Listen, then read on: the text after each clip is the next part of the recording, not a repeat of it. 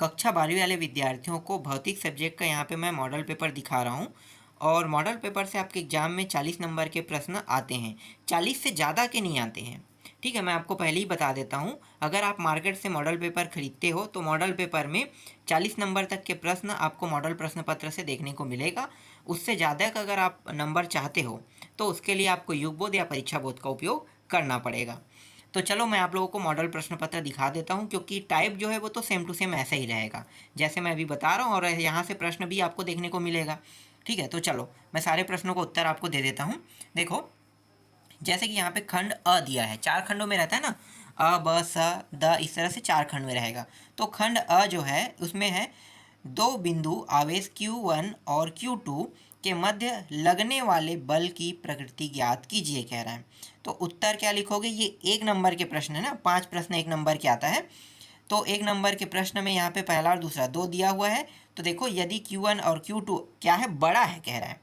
अब आप लोग 12वीं में हो तो आपको फिजिक्स आना चाहिए, क्योंकि इसके बाद आप कॉलेज में जाओगे तो कॉलेज में भी आपको यही पढ़ना पड़ेगा और ज़्यादा नहीं पढ़ना पड़ेगा। ठीक है, जो चीज़ 11th में होता है, जो चीज़ 12th में होता है, वही चीज़ों के बारे में आपको कॉलेज में भी पढ़ाया जाता है। चाहे आप इंजीनियरिंग कॉलेज में रहो, चाहे आप नॉर्मल कह सकते हैं नॉर्मल कॉलेज में, ठीक है, जो बीएससी करते हैं, अगर आप वहाँ भी रहते हैं तो भी आपको यही सभी चीज़ों को पढ़ाया जाएगा। तो मैं आपको थोड़ा सा बता देता हूँ। जैसे कि Q1 और Q2 को आवेश से दर्शाया जाता है, आवेश कहते हैं इसे। ठीक है, तो 2 आवेश है, तो एक को Q1 नाम दिया, एक को Q2 नाम दे दिया है। अब Q1 और Q2 जो दोनों का गुणा हुआ है वो किससे बड़ा है, 0 से बड़ा है, यहाँ पे बताया है। तब प्रकृति कैसी होगी, तब इसकी प्रकृति जो है वो प्रतिकर्षण होगा। क्या होगा, प्रतिकर्षण। और अगर 0 बड़ा हो जाए तो दूसरी कंडीशन क्या है, 0 बड़ा हो जाए किससे, Q1 और Q2 से, तो क्या होगी इसकी प्रकृति, आकर्षण होगा। प्रकृति क्या होगा, आकर्षण।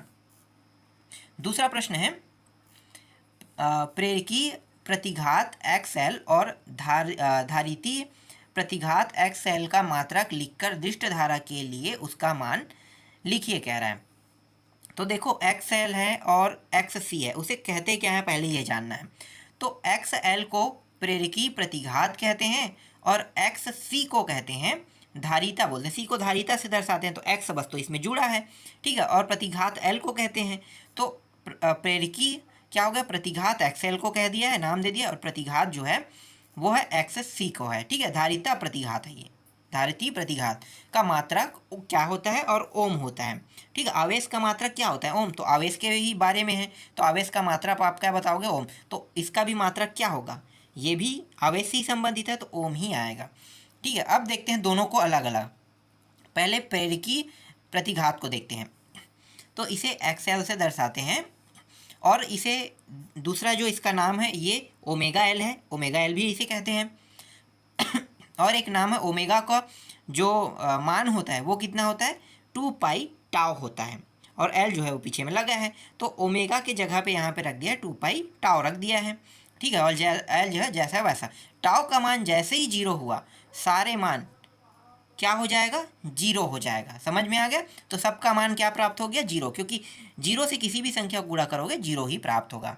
इसी तरह से धारिता प्रतिघात है XC। ठीक है, XC में देखो ओमेगा का मान यहाँ भी 2 पाई टाउ रखा है, और टाउ का मान फिर 0 रख दिया, तो फिर क्या होगा, सबका मान क्या हो जाएगा, अगर 0 से किसी संख्या को भाग दोगे तो क्या प्राप्त, इन्फिनिटिव, अनंत। तो यहाँ पे अनंत प्राप्त हुआ। ठीक, आगे देखते हैं।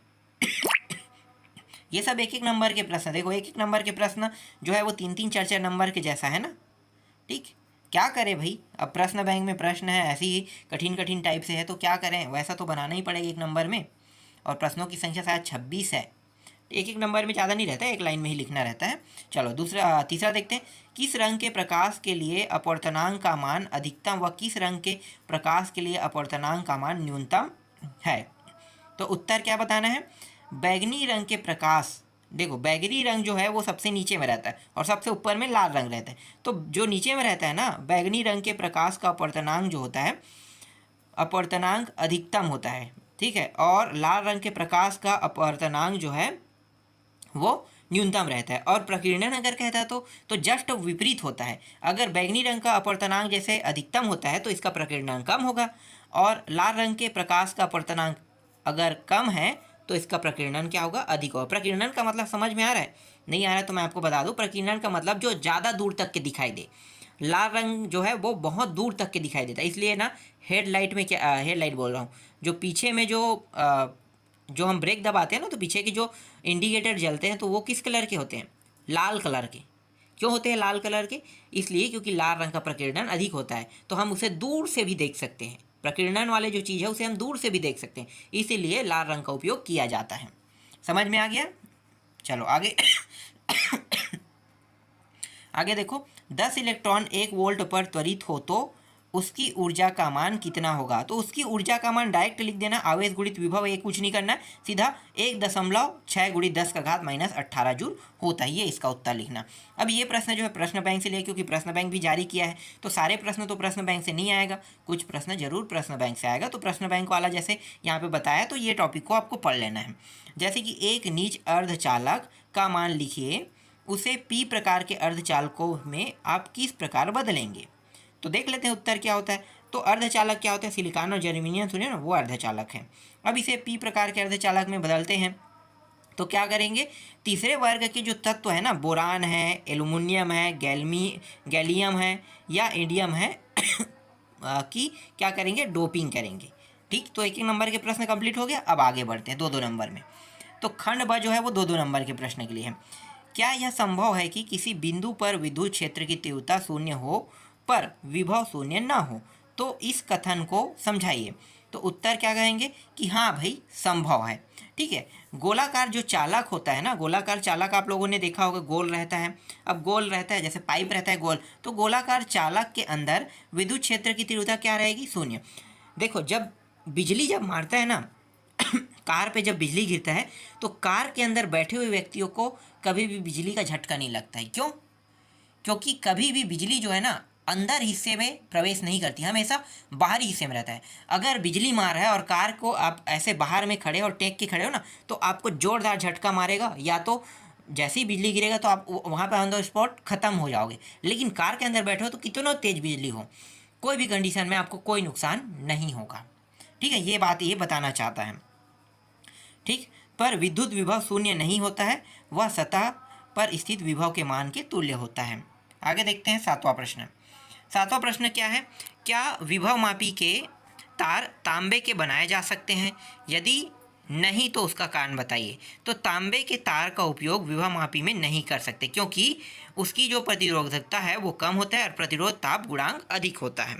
ठीक है, प्रतिरोधकता कम होता है, मतलब प्रतिरोधकता का मतलब समझते हो, जाने में अगर वो बिजली वहाँ से जा रहा है तो उसे रोकने, बिजली जो है ना, मान लो 1000 वोल्ट वहाँ से दे रहे हैं, तो वो 1000 वोल्ट में बहुत ज़्यादा, मतलब रुकावट तो करना चाहिए, जैसे स्विच बंद कर दोगे तो रोक देता है, तो ये रुकावट कम मात्रा में करता है, क्योंकि ये चांदी सबसे उत्तम सुचालक होता है ना, उसके बाद क्या है, तांबा है। ठीक है, फिर एल्यूमिनियम है, तो जो सबसे हाई होता है उसमें सबसे ज़्यादा विद्युत का प्रवाह होता है, इसलिए यहाँ पे बताया है कि तांबे जो है विद्युत का कम प्रतिरोधक है। प्रतिरोधक मतलब ज़्यादा नहीं रोक सकता। ठीक है, इसीलिए यहाँ पे क्या बताया, ताप गुणांक, और इसकी ताप गुणांक अधिक होता है। ठीक है, ये अधिक तापों को सह सकता है, इसे ताप गुणांक कहते हैं। ये भी समझ में आ गया। आगे देखिए 8वां, एक कार्बन प्रतिरोध में क्रमशः पीला, बैंगनी और लाल रंग का बैंड अंकित है, उसका उचित प्रतिरोध लिखिए व उसके त्रुटि सीमा को भी लिखिए कह रहा है। उत्तर क्या लिखोगे, पीला रंग के लिए अंक 4, बैंगनी रंग के लिए 7 और लाल रंग के लिए 2 अंक का दशमलव गुणांक 10 का घात 2। चौथा रंग का रिंग नहीं है, इसके फलस्वरूप त्रुटि 20% होगी, अतः प्रतिरोध 47 गुणित 10 का घात 2 प्लस माइनस 20 ओम, 47,000 प्लस माइनस 20% ओम, ये होगा। 9वां प्रश्न देखो, एनालॉग सिग्नल और डिजिटल सिग्नल में अंतर लिखिए। तो एनालॉग सिग्नल और डिजिटल सिग्नल में अंतर लिखेंगे तो क्या लिखोगे, इस सिग्नल में धारा या वोल्टता के मान लगातार परिवर्तित होते रहते हैं। इस सिग्नल में धारा या वोल्टता के 2 विविक्त स्तर होते हैं, जिसे 0 और 1 प्रदर्शित करते हैं। यह समय का सतत फलन होता है, यह समय का असतत फलन होता है। साधारण एनालॉग सिग्नल को ज्या वक्र द्वारा प्रदर्शित किया जाता है, डिजिटल सिग्नल को स्पंद के रूप में प्रदर्शित किया जाता है। 10वां है, किसी माध्यम का अपवर्तनांक √3 है, उसके लिए ध्रुवण कोण ज्ञात कीजिए। तो उत्तर क्या लिखोगे, दिया है माध्यम का अपवर्तनांक म्यू बराबर √3। तो अपवर्तनांक को म्यू से दर्शा दिया गया, ठीक है। म्यू जो है इसका म्यू का मान जो है कितना रखेंगे, √3, क्योंकि √3 से अपवर्तनांक को म्यू से दर्शाया जाता है। अब माध्यम के लिए ध्रुवण कोण क्या होगा, थीटा, और थीटा को क्या करना है, ध्रुवण कोण ज्ञात करना है, तो इसको प्रश्नवाचक ले लो। अब बूस्टर के नियम आप लोगों को पता होगा, ठीक है। बूस्टर का नियम क्या होता है, साइन आई और साइन आर, ऐसा कुछ होता है, ठीक है। तो दोनों को एक साथ यहाँ पे कंबाइन कर दिया है, जिसे म्यू से दर्शा दिया है, तो म्यू से दर्शा के टेन थीटा डायरेक्ट लिख दिया है। अब साइन और कॉस का मतलब क्या होगा, साइन और कॉस दोनों को मिला के टेन ही तो बनेगा ना, तो टेन डायरेक्ट लिख दिए थे। और यहाँ पे √3 बराबर टेन थीटा, और अगर मान लो मैं टेन माइनस को दोनों में गुणा कर दूंगा, तो दूसरे पक्ष में जो टेन थीटा है ना, टेन कट के माइनस और एक प्लस है, तो कट गया तो बचेगा क्या, थीटा बस। और यहाँ पे टेन माइनस √3 बचेगा। और ये जो टेन माइनस √3 है जो है, वो किसका मान होता है, टेन के त्रिकोणमिति सारणी में 60 अंश का मान होता है। तो ये 60 अंश यहाँ पे आ गया, समझ में आया, ठीक। 11वां प्रश्न देखो, यहाँ पे व्हीट स्टोन सेतु का सिद्धांत क्या है, इसके सूत्र की स्थापना किरचॉफ के नियम के आधार पर कीजिए कह रहा है। चलो इसका भी उत्तर देख लेते हैं। मैं आपको समझा रहा हूँ ना, समझ में आ रहा है, बस आपको सुनना है और देखते रहना है कि क्या क्या चीज़ मैं बता रहा हूँ आपको। देखो व्हीट स्टोन सेतु का सिद्धांत क्या है, चार प्रतिरोध में एक है P है, Q है, एक R है और एक S है, को चतुर्भुज ABCD की चार भुजाओं में जोड़कर चतुर्भुज के एक विकर्ण AC के बीच एक सेल E तथा दूसरे विकर्ण BD के बीच एक धारामापी G जोड़कर प्रतिरोध के मान को इस प्रकार व्यवस्थित करते हैं कि धारामापी में कोई विक्षेप न हो, सेतु को संतुलन कहा जाता है। जैसे कि यहाँ पे आप देख सकते हो, जैसे कि ABCD क्या है, एक प्रकार के क्या है, ये एक चतुर्भुज है, और विकर्ण क्या है, बीच में डाला है। तो वो जो सिग्नल जो G है ना, वही क्या है, इसका एक मेन सिग्नल है, जिसे इसको जोड़ के क्या करें, प्रतिरोध के मानों को यहाँ पे व्यवस्थित किया गया है, ठीक है, मतलब संतुलन बनाए रखा है। और ये क्यों किया है, क्योंकि यहाँ पे विक्षेप नहीं होना चाहिए, ठीक है, समझ में आ गया, इसीलिए यहाँ पे रखा है। अब धारा कहाँ से देगा, तो देखो जो E लिखा है ना, प्लस माइनस, यहाँ से धारा प्रवाहित करेगा, ठीक। अब धारा जो है जाता है ना, धारा जो है वो हमेशा प्लस की ओर ही जाएगा, तो प्लस की ओर धारा जाएगा, तो धारा प्लस की ओर ले लेना, और धारा जो है प्लस की ओर लेना है आपको, तो प्लस की ओर धारा जाएगा, इस तरह से आपको दिखा देना है, ठीक है। चलो आगे देखते हैं। इसके बाद देखो यहाँ पे कुछ तुलना कर दिया है, P/Q R/S, इस तरह से बता दिया है सिद्धांत। अब सूत्र स्थापना करना है। तो देखो सेल E में से बहने वाली विद्युत धारा बिंदु A पर दो भागों में बढ़ जाती है। इसका एक भाग I1 प्रतिरोध P और Q में से दूसरा भाग I2 प्रतिरोध RS से। देखो I1 जो है वो PQ से जाता है और I2 जो है वो RS से जाता है, होकर प्रवाहित होता है। तो संतुलन की स्थिति में B व D जो है क्या होगा, विभव इसके समान होंगे, अतः धारामापी से होकर कोई धारा प्रवाहित नहीं होगी, ठीक। आगे देखते हैं। इसके बाद किरचॉफ के नियमानुसार बंद परिपथ ABDA में, तो यहाँ पे देख सकते हो I1 I2 है, तो एक में P और एक में R रख दिया है, दोनों की तुलना करेंगे बराबर हो जाएगा। इस प्रकार से बंद परिपथ BCDB प्राप्त हुआ, ठीक है। इसके बाद देखो इसी तरह से Q और S को भी कर दिया I1 I2, तो ये भी बराबर प्राप्त हो जाएगा। फिर क्या कर दिया है IP, ठीक है, और IR, इन दोनों को भाग दिया, समीकरण एक नाम दे दो, इसको समीकरण दो, एक दूसरे को भाग दे दिया है। भाग देने पर I वाला कट गया, I1 I1 कट गया, I2 I2 भी कट गया, PQ RS बस बचा है। यही क्या होगा, व्हीट स्टोन सेतु का सिद्धांत है। 12वां प्रश्न देखो, एक समान चुंबकीय क्षेत्र में गतिमान आवेशित कण पर लगने वाले बल का नाम लिखकर उसका व्यंजक लिखिए। यह बल कब अधिक व कब न्यूनतम होता है, ये बताना है। तो चलो इसका उत्तर देते हैं। तो यहाँ पे लेफ्ट हैंड साइड में आपको आ जाना है, लॉरेंज बल लिखा है ना, इसको देखना है। लॉरेंज बल का परिभाषा अगर पूछता है तो क्या लिखोगे, चुंबकीय क्षेत्र में गतिमान आवेश पर लगने वाले बल को क्या कहते हैं, लॉरेंज बल कहते हैं। अब यहाँ पे देखो, यदि चुंबकीय क्षेत्र B में आवेश Q वेग V से गति करे तो उस पर लगने वाला चुंबकीय लॉरेंज बल F निम्न सूत्र द्वारा दिया जाता है। इसी तरह से यहाँ पे एफ बराबर Q V B sine theta है।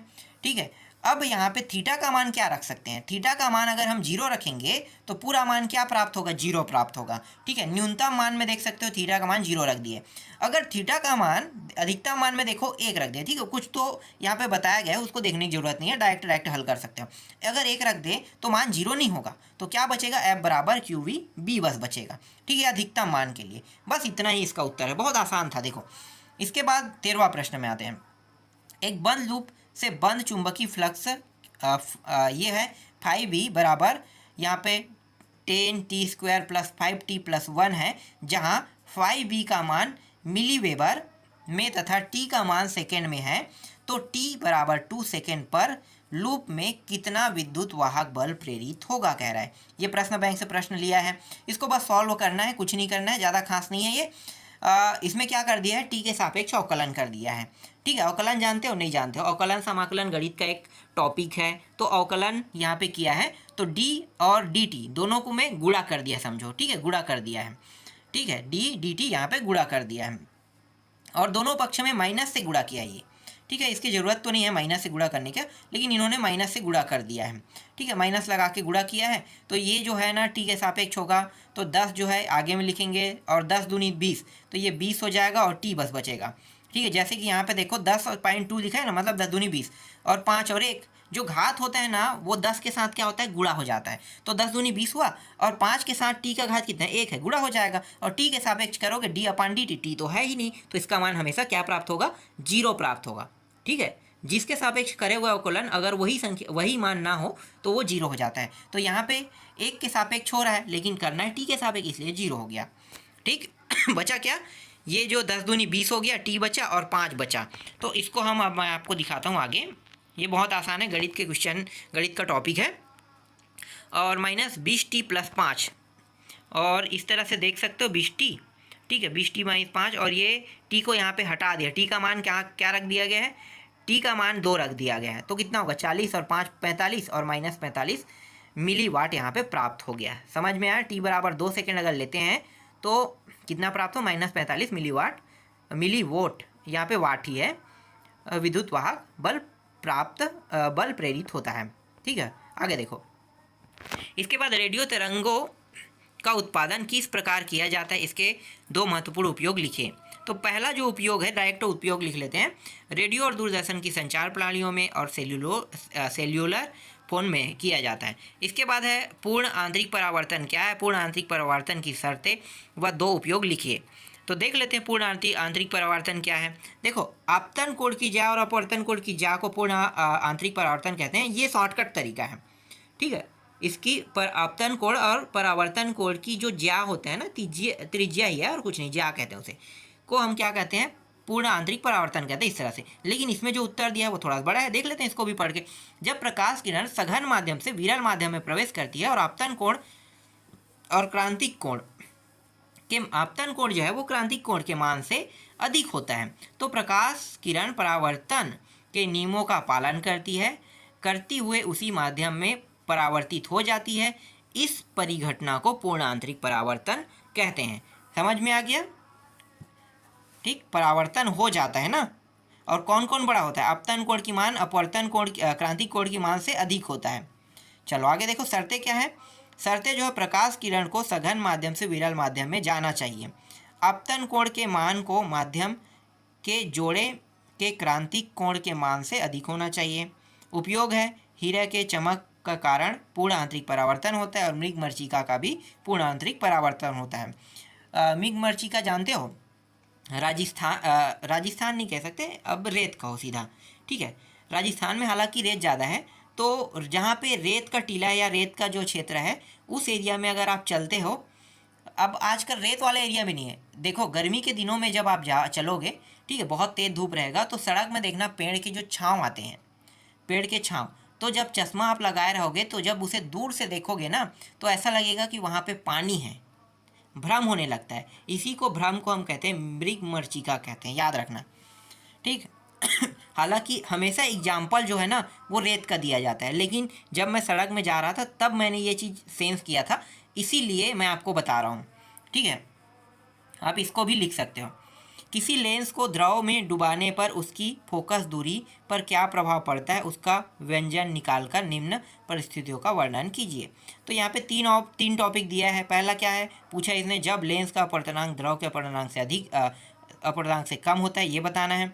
जब लेंस का अपवर्तनांक द्रव के अपवर्तनांक से तुल्य हो, और तीसरा क्या है, अधिक हो। ठीक है, तो देख लेते हैं बारी बारी से। जैसे कि यहाँ पे पहले सूत्र देखना पड़ेगा। मान लो किसी लेंस की वायु की फोकस दूरी एफ है और उसके पदार्थ का अपवर्तनांक क्या होगा, ए, और ये हो जाएगा म्यू जी। ठीक है, तथा उसके वक्र तलों की वक्रता त्रिज्या R1 और R2 है। ठीक है, तो ये जो सूत्र है नीचे में, इसको पहले आपको याद कर लें, R1 R2 और यहाँ पे देखो, यदि उसे a म्यू एल अपवर्तनांक वाले द्रव में डुबाने पर उसकी फोकस दूरी F1 हो तो आपको क्या करना है, बस इस सूत्र को लगा देना है। ठीक है, जैसे ही समीकरण एक और दो समीकरण है, तो एक तो L से है और एक किससे था, मैं एक मिनट देख लेता हूँ, A से था ना। तो L और A दोनों को क्या करना है, दोनों को आपको एक दूसरे को भाग दे देना है। भाग दोगे तो इस तरह से भाग करते जाओ, कुछ नहीं, भाग बस करना है। भाग करने में जो कटेगा कटा दो, नहीं कटेगा नहीं कटाना है आपको। ठीक है, एफ एल बड़ा है किससे, एफ ए से बड़ा है, इस प्रकार से बताया है। और प्रकृति प्रभाव का स्थिति, दो स्थिति बताया है, ऋणात्मक कब होगा। ठीक है, तो एफ ए ये जो है चिन्ह जो है विपरीत होंगे ना, तो इस प्रकार लेंस को उसके अपवर्तनांक से अधिक अपवर्तनांक वाले द्रव में डुबाने पर उसकी प्रकृति बदल जाती है, अर्थात उत्तल लेंस अवतल लेंस की तरह ही कार्य करने लगती है। और दूसरी स्थिति क्या है, दूसरी स्थिति में ये पूरा टॉपिक लिखना है, जब अनंत प्राप्त होता है। ठीक है, इन्फिनिटी प्राप्त होगा तब की स्थिति है, तो क्या होगा, वह व्यवहार करेगा, उसकी फोकस दूरी अनंत हो जाएगी। और तीसरी स्थिति क्या है, जब धनात्मक प्राप्त होगा कोई मान, तब इसकी जो स्थिति है वो क्या होगा, कोई परिवर्तन नहीं होगा, लिखना है। ठीक है, तीनों स्थिति को मैंने बता दिया। चलो आगे देखते हैं। इसके बाद 17वां प्रश्न में आते हैं। 17वां प्रश्न देखो, 17वां प्रश्न में आइंस्टीन का प्रकाश विद्युत समीकरण सिद्ध कर इसकी सहायता से प्रकाश विद्युत प्रभाव की व्याख्या कीजिए कह रहा है। तो आइंस्टीन समीकरण की स्थापना, आइंस्टीन ने प्रकाश विद्युत प्रभाव की व्याख्या प्लांक द्वारा प्रतिपादन क्वांटम सिद्धांत के आधार पर की। प्लांक के अनुसार प्रकाश ऊर्जा के छोटे छोटे पैकेटों अथवा बंडलों के रूप में प्रकाश के वेग से एक स्थान से दूसरे स्थान तक गमन करता है। प्रत्येक पैकेट या बंडल को फोटॉन कहते हैं। प्रत्येक फोटॉन की ऊर्जा h टाउ तथा संवेग h अपान लैम्डा होता है, जहाँ h प्लांक नियतांक और टाउ जो है आवृत्ति बोलते हैं और लैम्डा को तरंगदैर्ध्य कहा जाता है। ठीक है, ये हमेशा फिक्स है ना, याद रखना। जैसे h जो है प्लांक नियतांक ही कहेगा, फिजिक्स में हमेशा प्लांक नियतांक ही बोला जाता है, तो इसको याद रख लो। टाउ को आवृत्ति कहते हैं, कहीं पे टाउ आ गया तो आवृत्ति समझो, और लैम्डा जो है वो हमेशा तरंगदैर्ध्य ही रहता है। ठीक, अब इसके जो यहाँ पे जो प्रकार बताया ना ऊर्जा के प्रकार, उसको देख लेते हैं। तो ऊर्जा का कुछ भाग धातु की सतह से इलेक्ट्रॉन को उत्सर्जित करने में व्यय होता है, इसे कार्यफलन कहते हैं, तथा फाई 0 से प्रदर्शित करते हैं। इसका मान भिन्न भिन्न धातुओं के लिए भिन्न भिन्न होता है। दूसरा क्या है, ऊर्जा का शेष भाग उत्सर्जित इलेक्ट्रॉन को ऊर्जा प्रदान करने में व्यय होता है। इस प्रकार एच टाउ बराबर फाई का मान 0 प्लस ई के प्राप्त होता है। ठीक है, तो जो ई के जो है वो क्या है, उत्सर्जित इलेक्ट्रॉन की अधिकतम गतिज ऊर्जा है। यदि देहली आवृत्ति टाउ 0 तथा उत्सर्जित इलेक्ट्रॉन का अधिकतम वेग वी मैक्स हो तो फाई 0 बराबर एच टाउ 0 तथा ई के बराबर 1/2 mv² मैक्स। अतः समीकरण 1 में मान रखने पर तो एच टाउ बराबर H tau 0 plus 1/2 mv² max.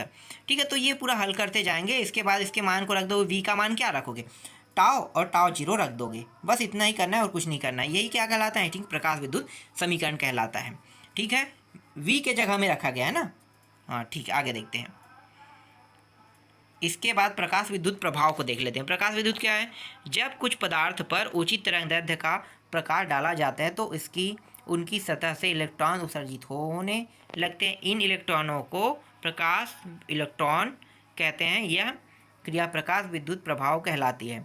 Einstein का प्रकाश विद्युत समीकरण निम्न है, जैसे कि यहाँ पे बताया गया। ये समीकरण 2 लेना है आपको। ठीक है, आगे देखें। इसके बाद ये जो इसका आधा हिस्सा है, यहाँ पे कुछ टॉपिक बताया गया है, 1 2 3 टॉपिक है और ये चौथा टॉपिक। ठीक है, मैं थोड़ा रोक देता हूँ। यहाँ पे 4 तक के टॉपिक है, तो चारों टॉपिक को देखना है। अब देखो 3 नंबर के प्रश्न और इतना बड़ा बड़ा उत्तर, भाई मुझे तो हजम नहीं हो रहा है, लेकिन क्या करेंगे, लिखना तो पड़ेगा, तभी तो पूरा नंबर देगा। ठीक है, आगे देखते हैं 18वां प्रश्न। टोटल 26 प्रश्न रहेगा, अभी तो 18वां में है, अभी तो और प्रश्न है, लेकिन जो मैं बता रहा हूँ वो तो सोल्यूशन बता रहा हूँ ना सबका, आसान कर रहा हूँ। थोड़ा सा पढ़ने में जो प्रॉब्लम होगा वो कम से कम थोड़ा बहुत तो दिक्कत कम हो जाएगा। तो सिद्ध कीजिए कि लाइमैन, बॉमर और पाश्चन श्रेणी की रेखाओं के सबसे छोटे तरंग लंबाइयों का अनुपात 1:4:9 होगा। देखते हैं लाइमैन श्रेणी पहले देख लेते हैं। तो लाइमैन श्रेणी का अलग सूत्र है, बॉमर श्रेणी का अलग सूत्र है और पश्चात श्रेणी का अलग सूत्र है। तो पहले लाइमैन श्रेणी जो यहाँ पे लैम्डा है ना, लैम्डा क्या होता है, तरंगदैर्घ्य। मैंने बताया था कभी भी चेंज नहीं होगा, लैम्डा तरंगदैर्घ्य ही रहेगा। तो 1/λL ये लाइमैन श्रेणी का सूत्र है, मान लो पूरा बनाए तो आर 1/(1/2) - 1/n² सबसे छोटे तरंगदैर्घ्य। अगर हम n की जगह पे इन्फिनिटी रख देंगे तो क्या होगा, तो देख लो, सिर्फ n के जगह इन्फिनिटी, एक को 1 से भाग करो, सेम मान प्राप्त होगा। ठीक है, तो इन्फिनिटी, तो वो पूरा मान क्या हो जाएगा, पूरा ख़त्म, 0 मान लो, पूरा ख़त्म हो गया ना। तो बचेगा क्या, बचेगा यहाँ पे r बस बचेगा। समझ में आ गया। अगर हम इसे ऊपर ले जाएं लैम्डा एल को, तो क्या होगा, r जिस तरह से ऊपर में तो ये नीचे में आ जाएगा। अब बामर श्रेणी देख लेते हैं। बामर श्रेणी में देखो 2 रखा गया है तो 4 हो गया। इन्फिनिटी का मान कितना रखेगा, इन्फिनिटी का मान यहाँ भी वही होगा। ठीक है, बस यहाँ पे मान में थोड़ा सा बदलाव होगा, बाकी सब चीज़ सेम रहेगा। तो 4/r आ गया। अगर 3 रखते हैं तो कितना हो जाएगा, 9 प्राप्त होगा। थोड़ा सा चेंज है, बाकी कोई भी चेंज नहीं है। बस अगर 1 समझ में आ गया, 4 समझ में आ गया, 9 कैसे आए वो भी समझ में आ जाएगा। तो 1:4:9 इसका क्या हो गया, अनुपात हो गया। समझ में आ गया ये भी। चलो इसके बाद कौन सा प्रश्न है, 17वां था ना, कौन सा 18वां, 19वां देखते हैं। 19वां 3 नंबर का प्रश्न है ये भी। किसी रेडियोएक्टिव तत्व से अल्फा कण और बीटा कण के उत्सर्जन से उसकी द्रव्यमान संख्या तथा परमाणु क्रमांक पर क्या प्रभाव पड़ता है। तो दूसरा क्या है इसमें, किसी रेडियोएक्टिव नाभिक से क्रमवार क्षय की श्रेणी, तो ये बताना है। चलो देखते हैं इसका उत्तर। तो पहला देखो किसी एक्टिव तत्व से अल्फा कण निकलने पर उनकी द्रव्यमान संख्या 4 से तथा परमाणु क्रमांक 2 से कम हो जाता है। इस प्रकार बीटा कण निकलने से परमाणु क्रमांक 1 बढ़ जाता है, किंतु द्रव्यमान संख्या अप्रभावित रहती है। दूसरा के क्या लिखोगे उत्तर, D2 का परमाणु क्रमांक 71 और द्रव्यमान संख्या 176। तो D1 का परमाणु क्रमांक 71 में घटाओ कितना हो, 70, तो द्रव्यमान संख्या कितना होगा, 176 का 176। तो D बराबर A कण निकलता है और D का परमाणु क्रमांक 70 + 2 तो 72 और 76 में 2 दूनी 4, 4 जोड़ दो तो कितना होगा, 180। तो इस तरह से परमाणु क्रमांक के माध्यम से परमाणु संख्या को आसानी से निकाला परमाणु द्रव्यमान को आसानी से निकाला जा सकता है। फिर 20वां देखो, निम्नलिखित लॉजिक गेट का नाम व बुलियन सूत्र निम्नलिखित व सत्य सारणी बताइए कह रहा है। ठीक है, बहुत टाइम में ये प्रश्न देखने को मिला है।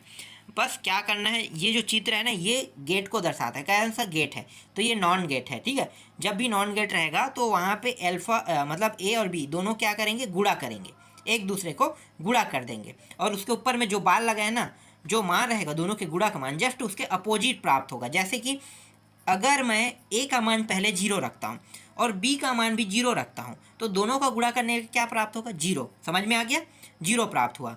और 0 प्राप्त हुआ तो जो इसके जो ऊपर में बार लगा देंगे तो उसका मान क्या होगा, जस्ट अपोजिट, तो 0 है, इसका मतलब 1 प्राप्त होगा। दूसरा देखो, 1 का मान 0 और 1 का मान 1 रखा हूँ तो भी 0 प्राप्त होगा, तो बार क्या होगा, 1 प्राप्त होगा। समझ में आ गया। 1 और 0 का फिर गुणा करेंगे, फिर 0 प्राप्त होगा और इसका बार कितना होगा, 1 प्राप्त होगा। जहाँ पे 0 मान प्राप्त होगा गुणा करने पर तो उसके बार का मान क्या प्राप्त होगा, 1। लेकिन दोनों अगर संख्या को 1 को गुणा करेंगे तो 1 प्राप्त होगा, तो बार का मान क्या होगा, जस्ट अपोजिट 0। समझ में आ गया, ये नॉन गेट का सूत्र है। 21वां प्रश्न देखो, सी विधा से एनपीएन ट्रांजिस्टर प्रवर्धक की तरह विद्युत परिपथ खींचकर धारा लाभ, वोल्टता लाभ और शक्ति लाभ का सूत्र लिखिए कह रहा है। चलो मैं आपको दिखाता हूँ, ये रहा। ठीक है, ये नीचे जो दिखाई दे रहा है VVB और ये VVB है। यहाँ पे एक जगह से क्या भेजा जाता है, एक जगह से विद्युत प्रवाहित किया जाता है। तो मान लो ये VVE तो दिया नहीं है, है ना, तो ई नहीं दिया है, तो ये वी बी भी है ना, यहाँ से प्रवाहित कर रहा है, तो प्रवाहित करेगा तो देखो निवेश सिग्नल है, पहले जाएगा, फिर ये आई बी है, आई बी से आगे बढ़ेगा, ठीक है। तो कैसे कैसे क्या होगा ये पूरा यहाँ पे बताया धारा लाभ में। धारा लाभ देख सकते हो, धारा लाभ संग्राहक धारा में परिवर्तित, ये तो सिर्फ टॉपिक है, ठीक है। ये आगे बढ़ रहा है ना, पूरा ये चीज़ आपको लिखना है, तो इसमें कुछ ज़्यादा खास नहीं है। वोल्टता लाभ है और एक है शक्ति लाभ, इसको देख सकते हो। अब आते हैं 22वां प्रश्न। टीवी एंटीना की ऊंचाई h है और टीवी प्रसारण की दूरी d, तो दोनों में संबंध स्थापित कीजिए। यह बताइए कि इस एंटीना से कितने क्षेत्रफल तक प्रसारण की जा सकती है। तो इसका उत्तर जो है यहाँ पे है, देखो पृथ्वी वाला है तो कितने क्षेत्र तक के किया जा सकता है। तो ये तो पूरा ये जो चित्र है ना नीचे में, इसको देख के पूरा आपको समझना है। जैसे कि यहाँ पे चित्र ओ ए क्यू ओ पी दिया हुआ है, एक पतंग जैसी आकृति है, और हमेशा सिग्नल जो है सीधे नहीं जाता, एक पतंग जैसी आकृति में जाता है। मतलब ये जैसे नीचे से है ना, ऊपर से आप छलांग लगाओगे तो छलांग लगाओ कूदते हुए जाओगे ना, सेम वैसी ही एक रो के हिसाब से चलता है, ठीक है। पृथ्वी क्या है, गोल है कहते हैं, समझ में आ गया। पृथ्वी क्या है, गोल है कहते हैं। तो पृथ्वी जो है गोल है कहते हैं, तो पृथ्वी में जब भी आप सीधे रास्ते से जाओगे, सीधे रास्ते, तो दूरी ज़्यादा पड़ेगा। लेकिन आप इस तरह से उचक के जाओगे, ठीक है, जैसे एरोप्लेन नीचे से ऊपर ऐसे जाता है ना, तो उस प्रकार से जाओगे तो दूरी कम लगता है। ये इसका ट्रिक होता है। चलो मैं आपको इसका उत्तर दिखा देता हूँ। ये कुछ इस प्रकार से है टीवी एंटीना वाला, और इसका टोटल उत्तर यहाँ पे है, ठीक है। डी इन अनुत्क्रमानुपाती और अंडर रूट के अंदर एच आ गया है, ठीक है। तो जो 2r है ना, उसको क्या मान लिया इन्होंने, अनुक्रमानुपाती मान लिया। चलो ठीक, और इसका कुछ हिस्सा है क्या, नहीं है। अब आ गए यहाँ पे 23वां प्रश्न में, ये चर्चा नंबर के प्रश्न है। अभी हम लोग आए हैं चर्चा नंबर, अभी तक का कितने नंबर तक के देख रहे हैं, 3-3। अब चर्चा में अथवा भी रहता है। तो देखो, वंदना कक्षा 12वीं की छात्र थी, वह अपने सहपाठियों के साथ विज्ञान केंद्र भवन पर गई। तो ये पूरा पढ़ने की जरूरत नहीं है। चलो इसका उत्तर दिखा देता हूँ। ये जो टॉपिक है, पहला का उत्तर है, दूसरा का उत्तर है, ये तीसरा का है, ठीक है। 3 टॉपिक था, तीनों का उत्तर यहाँ पे लगा हुआ है।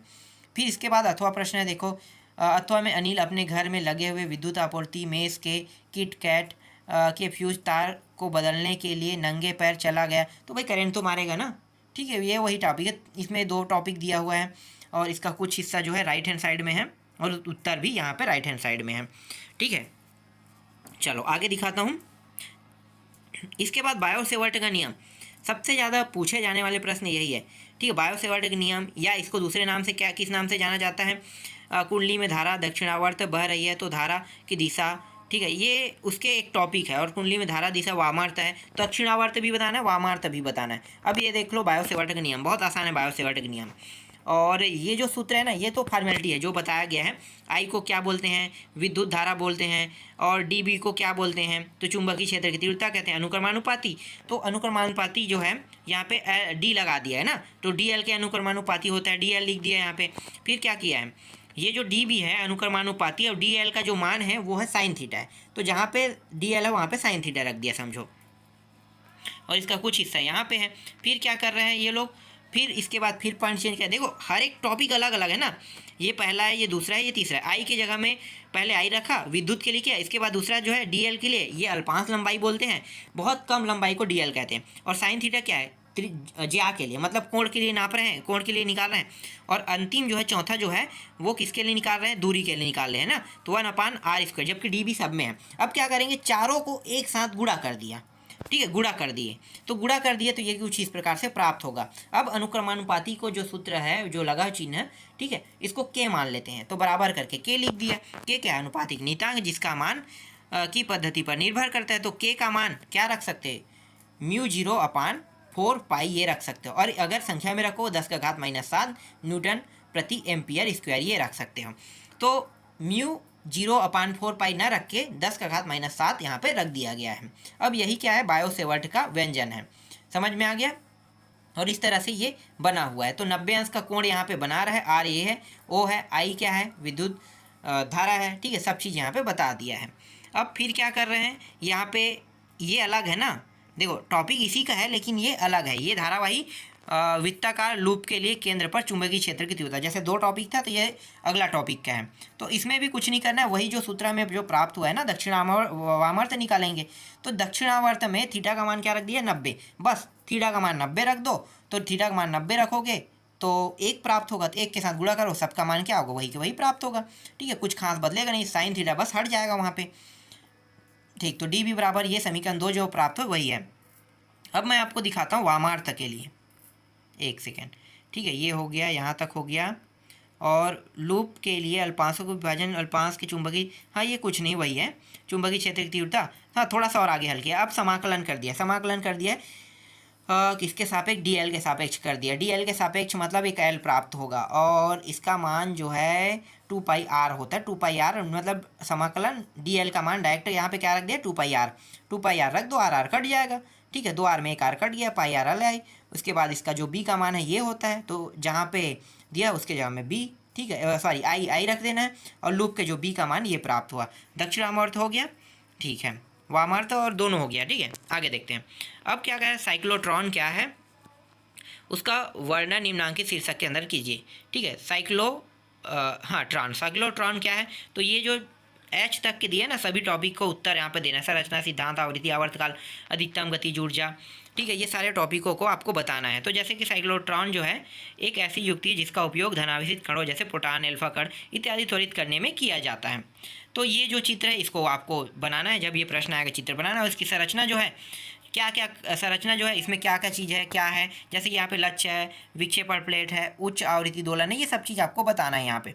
फिर ये काम कैसे करता है, जैसे विद्युत धारा प्रवाहित करने में कहाँ पे धनावेशित कहाँ पे ऋणावेशित, इसको बताना है। फिर मूल सूत्र बता देना है। ठीक है, ज़्यादा कुछ खास नहीं दिया है, बस इतना ही है इसमें, यहाँ तक। ठीक है, और कुछ हिस्सा जो है ये यहाँ पे जैसे डी दिया हुआ है, ई दिया आवर्तकाल से। ठीक है, और ये आवर्तकाल में ई के बाद ये जी, ठीक है यहाँ तक, और ये एच तक के, यहाँ तक के दिया हुआ। ठीक, इसके बाद 25वां प्रश्न, इसके बाद अंतिम प्रश्न देखेंगे, इसमें अथवा भी रहेगा। तो मैं इसको फटाफट दिखा देता हूँ, ये लेंस वाला है। ठीक है, चलो इसका उत्तर देखो, फटाफट देख लेते हैं। दूसरा आवर्धन क्षमता से संबंधित था, ये यहाँ तक हो गया। ठीक है, और इसका कुछ हिस्सा जो है यहाँ से है, स्थिति वाला जो लिखा है ना यहाँ से, ये तीसरा समीकरण तक के हो गया, और कुछ हिस्सा यहाँ पे, और इसका हिस्सा है क्या, नहीं है बस। अब इसमें अथवा प्रश्न भी देखने को मिलेगा। प्रकाश के व्यतिकरण से आप क्या समझते हैं, तो आपको बताना है प्रकाश के व्यतिकरण के बारे में। फिर इसके उदाहरण भी बताना है, क्या होता है प्रकाश के व्यतिकरण, जब समान आवृत्ति की दो प्रकाश तरंगे किसी माध्यम में एक ही दिशा में गमन करती है तो उनके अध्यारोपण के फल प्रकाश तीव्रता में परिवर्तन हो जाता है। इस घटना को प्रकाश का व्यतिकरण कहते हैं। जैसे साबुन का बुलबुले का रंगीन दिखाई देना, पतली फिल्मों का रंगीन दिखाई देना, ये है y1 y2 का जो सूत्र है ये देखो, दोनों के लिए अलग अलग रखोगे और कुछ इस प्रकार से आपको हल करते जाना है। ठीक है, प्रत्येक तरंग, और ये दिया हुआ है। ठीक है, आगे देखते हैं, बहुत ज़्यादा नहीं है, सरल है। अब राइट हैंड साइड में इसका कुछ हिस्सा यहाँ से देखना है। ठीक है, यहाँ तक हो गया, संतोषी व्यतिकरण के लिए शर्त है यहाँ तक। ठीक है, इसके बाद यहीं से हम देख लेते हैं विनाशी व्यतिकरण के शर्त तक देख लेते हैं, और विनाशी व्यतिकरण के ये रहा यहाँ तक के जाएगा। ठीक है, और ये रहा व्यंजक इसका, देखो बहुत बड़ा बड़ा उत्तर है, 4 नंबर का प्रश्न है। और अब देखते हैं अंतिम प्रश्न, कूलाम का नियम लिखकर इसे गॉस प्रमेय, गॉस प्रमेय भी कई बार आता है, कूलाम के नियम को याद रखना। ठीक है, एफ बल फोर्स, Q1 Q2 क्या आवेश है, मैंने बताया था। ठीक है, अनुक्रमानुपाती Q1/Q2, तो यहाँ पे अनुक्रमानुपाती 1/R। ठीक है, तो इसको गुणा कर दिया किसके, इसके साथ, दोनों के साथ गुणा होकर ये प्राप्त हो रहा है। और इसका ऐसा ही मात्रकों में वायु का निर्वात के साथ कह रहा है, तो K का जो मान है 1/4 पाई एप्सिलॉन 0 यहाँ पे रख दिया है, बस K की जगह में रख देना। अब ये जो 1/4 पाई एप्सिलॉन 0 का मान 9 × 10⁹ न्यूटन मीटर प्रति कूलाम यहाँ पे रख दिया है। और इस प्रकार कूलाम वर्ग नियम गणितीय सूत्र प्राप्त हो गया। और इसका जो कुछ हिस्सा है वो यहाँ पे है। ठीक है, यहाँ पे देख सकते हो गॉस के बारे में है ना, तो गॉस से संबंधित है। पहले इतना बड़ा बड़ा उत्तर नहीं लिखते थे, छोटा छोटा होता था, लेकिन अभी जो है ना बड़े बड़े, बहुत बड़े बड़े उत्तर लिखना पड़ रहा है, 4 नंबर 5 नंबर में। क्या करे, रहता है तो लिखना ही तो पड़ेगा ना। और ये अंतिम प्रश्न है इसका अथवा टॉपिक, गॉस प्रमेय के बारे में ही, ये भी मैं आपको फटाफट दिखा देता हूँ। ये रहा, और एक हिस्सा है ये रहा, और इसका आधा हिस्सा राइट हैंड साइड में दूसरा से यहाँ से शुरू होगा। ठीक है, इस प्रकार से चित्र रहेगा, और यहाँ से यहाँ तक के ठीक है, वीडियो बहुत लंबा हो रहा है, वरना मैं इसको भी आपको समझा के थोड़ा बहुत बता देता। ठीक है, तो यहीं तक के कंप्लीट हो गया।